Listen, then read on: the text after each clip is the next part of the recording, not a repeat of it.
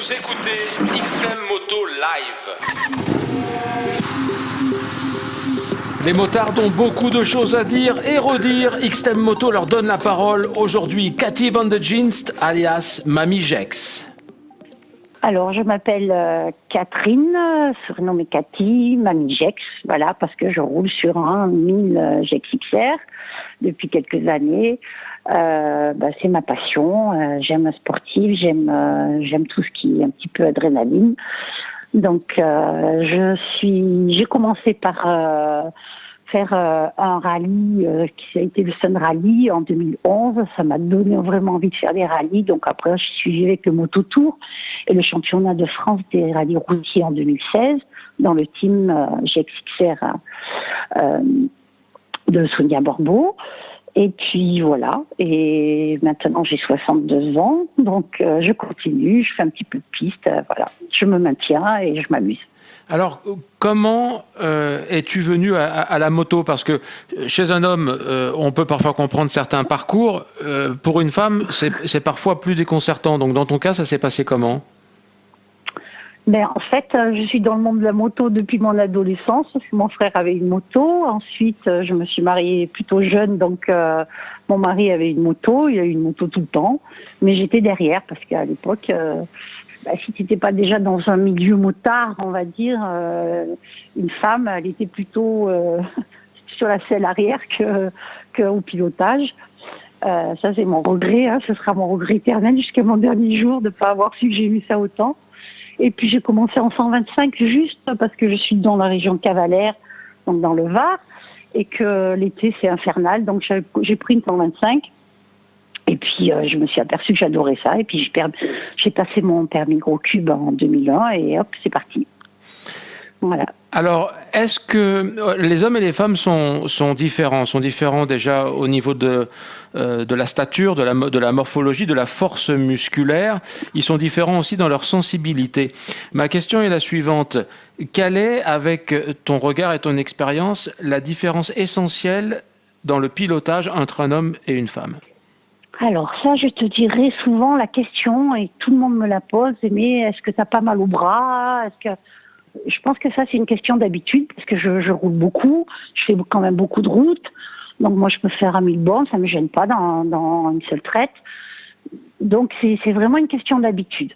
Moi, j'ai pas mal au bras, j'ai pas mal au poignet, et après, il y a pas mal de gars du motoclub avec qui j'étais qui avaient mal au bras, mais je répète, c'est une question vraiment d'entraînement.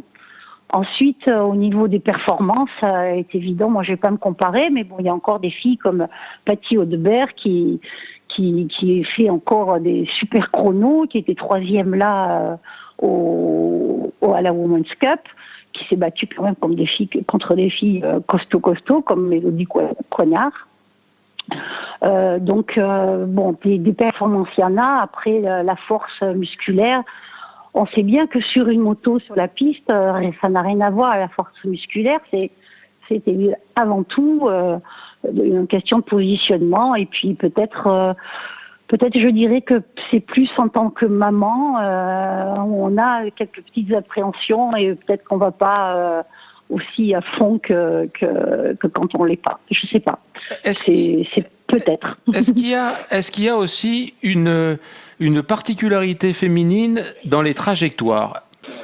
Non, je pense pas, parce que dans les trajets, il faut les trajets, ou elle est bonne ou elle est mauvaise. Et ça, tu le sais très vite. Quand tu te rates, tu pestes. Tu as fait une mauvaise trajet, tu as fait une mauvaise trajet au point. Que tu sois femme ou homme, c'est exactement la même chose.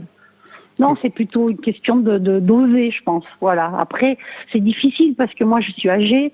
Donc, il y a des choses peut-être que je n'ose pas faire du fait de mon âge. C'est clair que si j'avais 25 ans, je serais partie sur la piste direct, quoi, tu vois. Voilà, parce que c'est ce que j'aime le plus. Voilà, avec l'endurance. Ça, j'adore l'endurance. Alors aujourd'hui, on vit dans une société où, à juste titre, la parité homme-femme est revendiquée.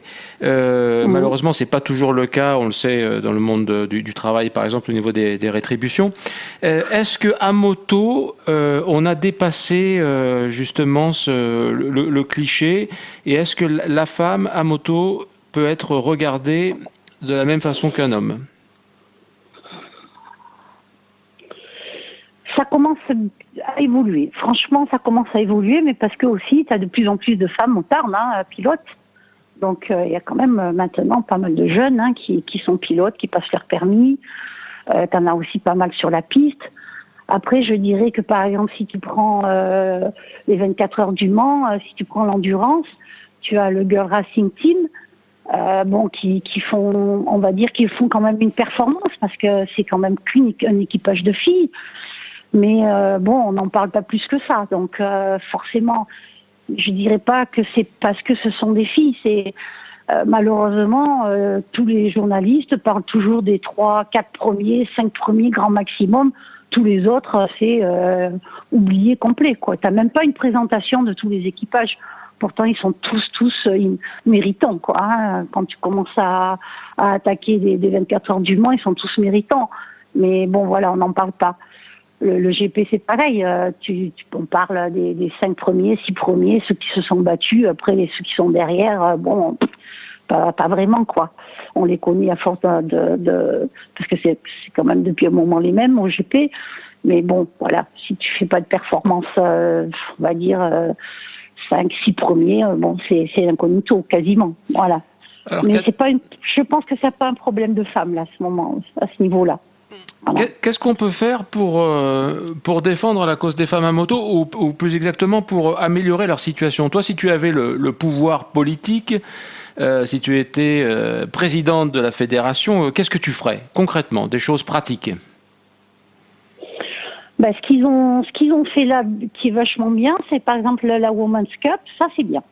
Parce que ils ont quand même fait une course, 2 femmes, qui peut montrer quand même que les femmes, il y en avait quand même pas mal. Je crois que cette année, elles étaient plus de 80. Donc, ça montre quand même qu'il y a des femmes qui sont en compétition. Après, qu'est-ce que je ferais? Peut-être un peu plus de formation. Tu as Karin Slies, quand même, qui est sacrément... qui est un exemple complet. Elle est partout. Et elle fait beaucoup pour la moto.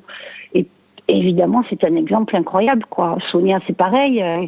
Après avoir été championne des rallyes, toutes catégories, que ce soit en top, et puis après, quand elle est passée sur KTM, maintenant, elle est sur BM. Là, en ce moment, elle est en Mongolie. Franchement, chapeau, quoi, tu vois. Mais bon, ça reste quand même des niches. Voilà, on n'en parle pas. Personne ne connaît. Quasiment personne ne connaît. Donc, c'est un petit peu dommage que ce soit uniquement au niveau info, qui est que le GP, en 24 heures du Mans, le bol d'or, un peu Superbike forcément, mais bon voilà, tu vois, c'est comme le Tourist Trophy, on en parle, mais bon voilà, en ce moment au Tourist Trophy, tu as un équipage en side avec Estelle Leblond et Mélanie. C'est incroyable, quoi, quand même. Ces filles, elles sont un équipage de filles au Tourist Trophy, il faut quand même le faire. Mais déjà, faut y aller. Déjà, faut le faire. C'est tous des pilotes incroyables. Mais bon, voilà, on n'en parle pas, quoi. C'est pareil. Il n'y a que ceux qui les connaissent, qui connaissent un peu le Tourist Trophy, qui s'y intéressent un peu. Mais voilà. Nous on en parle. Voilà, nous on en parle. Et je voulais, pour terminer, te demander ton avis sur l'épineuse question du matériel et du choix de vêtements pour les femmes. Voilà. Quel est ton avis et quel message envoyer aux marques? Mais écoute, ça c'est simple. Il suffit que tu ailles chez dans n'importe quel magasin et puis tu fais les rangées de fringues, d'équipements, et là tu comprends vite, quoi. Alors soit tu as vêtements de passagère super sexy, machin, tout ce que tu veux, là il n'y a pas de problème.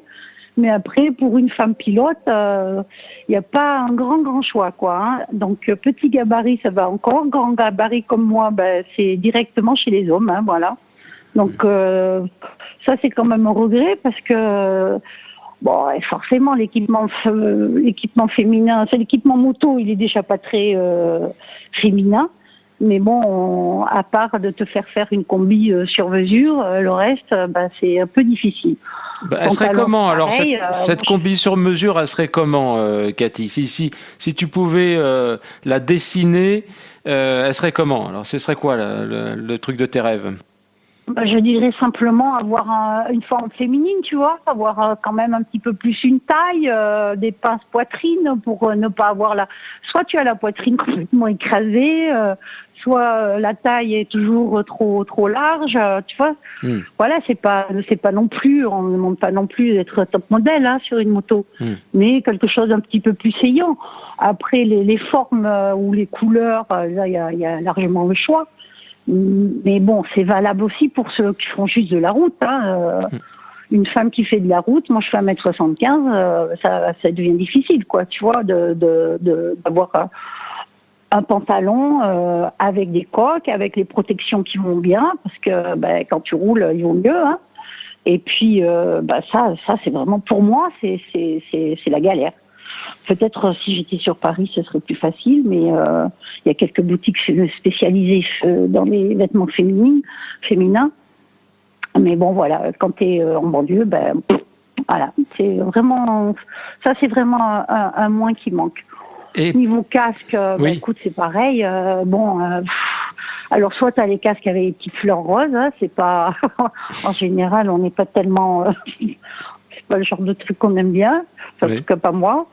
Les petits papillons, c'est pareil, tu vois, voilà, et bon, ça manque un peu de choix, quoi. Voilà. Donc, écoute, on s'adapte, on est bien obligé. Mais s'il y avait un petit peu plus de choix, ce serait bien. Comment ça s'explique? Ouais, comment ça s'explique? Parce que tu disais toi-même qu'il y a une population de motards qui est en nette croissance. C'est quand même un marché pour les marques. Pourquoi les marques Maintenant, oui. Je pense qu'ils vont peut-être un peu bouger. Maintenant, oui. Il y a 10 ans, non. Franchement, il y a 10 ans, non. Mais maintenant, quand je fais une piste, écoute, t'as toujours quand même 6, 7 femmes, voilà.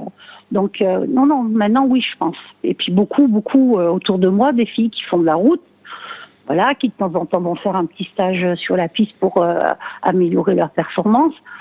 Mais pour s'amuser, pour avoir un peu plus de sécurité, ça, c'est ce que je conseille à tout le monde. De toute façon, tu as ton permis, première chose que tu fais, tu fais le tour des amis, de la famille pour te payer un stage de pilotage sur circuit. Ça, c'est le top de top. Voilà, je pense que c'est parce que ça, c'est vraiment seulement en ce moment que vraiment peut-être les choses vont bouger parce qu'il y a de plus en plus de femmes. Jusqu'à présent, non, c'était vraiment tellement peu.